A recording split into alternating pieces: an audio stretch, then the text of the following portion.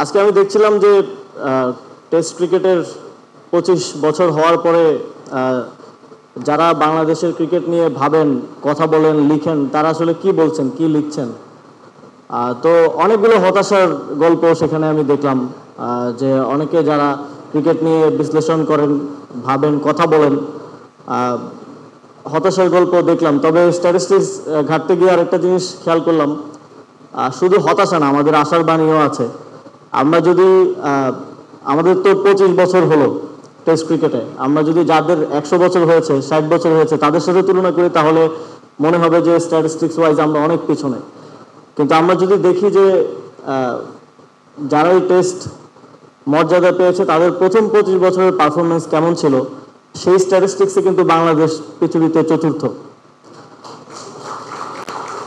এবং going forward আমি বিশ্বাস করি আগামীর দিনগুলোতে আমাদের সম্ভাবনা আছে, সুযোগ আছে, এই স্ট্যাটিস্টিক্সটা আরও বেটার হবে। আমরা পেছনের দিকে না তাকিয়ে সামনের দিনকে আরও গৌরবোজ্জ্বল, আরও সম্মানিত করার জন্য আমাদের পক্ষ থেকে যতটুকু এফোর্ট দেওয়ার, যতটুকু কাজ করার সুযোগ আছে, সেই সর্বোচ্চটুকু দায়িত্ব পালন করতে চাই অ্যালং উইথ বিসিবি।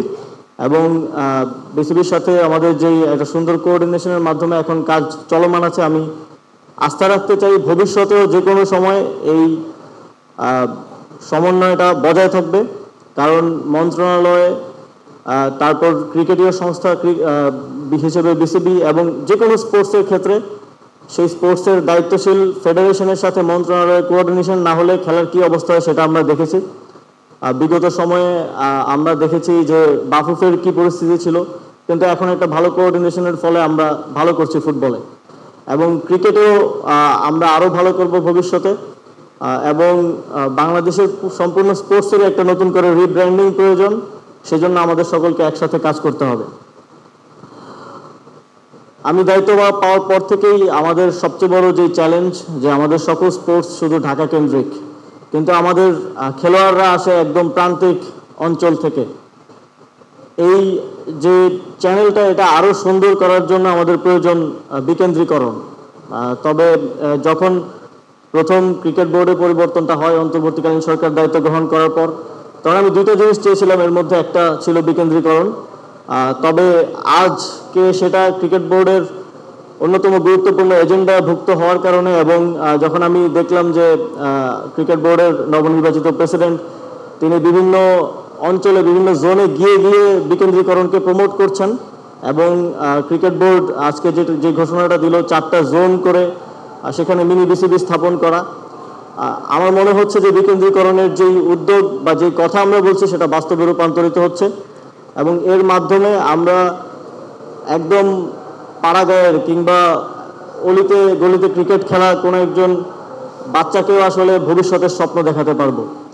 তাকেও আমরা এই বিশ্বাসটা দিতে পারবো যে সে যদি ভালো করে, তার মধ্যে যদি ট্যালেন্ট থাকে, সঠিক পরিচর্যার মাধ্যমে তাকে আমরা বাংলাদেশ দলে খেলার সুযোগ করে দিতে পারবো। বিকেন্দ্রীকরণের অংশ হিসেবে আমরা মন্ত্রণালয়ের পক্ষ থেকে একটা ঘোষণা আজকে দিতে চাই। আমরা